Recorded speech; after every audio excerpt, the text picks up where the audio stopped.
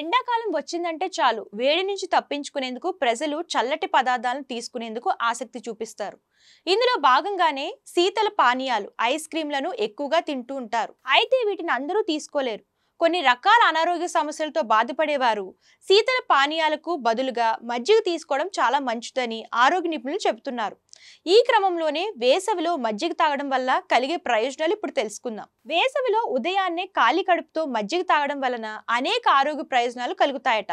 ఇందులో ఉండే అనేక పోషక లక్షణాలతో శరీరానికి మేలు జరుగుతుంది. అలాగే మజ్జిగలో ఉండే కార్బోహైడ్రేట్లు, బ్యాక్టీరియా, లాక్టోస్ రోగనిరోధక శక్తిని పెంచడంలో ముఖ్య పాత్ర పోషిస్తుంది. డీహైడ్రేషన్ సమస్యతో బాధపడే వారికి కూడా మజ్జిగ తీసుకోవడం ఉపయోగకరంగా ఉంటుంది. ఇది శరీరాన్ని చల్లబరిచి హైడ్రేటెడ్ గా ఉంచుతుంది. కడుపు సంబంధిత సమస్యలతో బాధపడేవారు మజ్జిగను అల్పాహారంగా తీసుకోవచ్చని ఆరోగ్య నిపుణులు చెబుతున్నారు. ఖాళీ కడుపుతో మజ్జిగ తాగడం వలన అజీర్ణం, గ్యాస్, మలబద్ధకం వంటి సమస్యల నుంచి ఉపశమనం పొందవచ్చు. మజ్జిగలో ఉండే ప్రోబయోటిక్స్ శరీరంలోని ప్రేగుల పెరుగుదలను ప్రోత్సహిస్తుంది.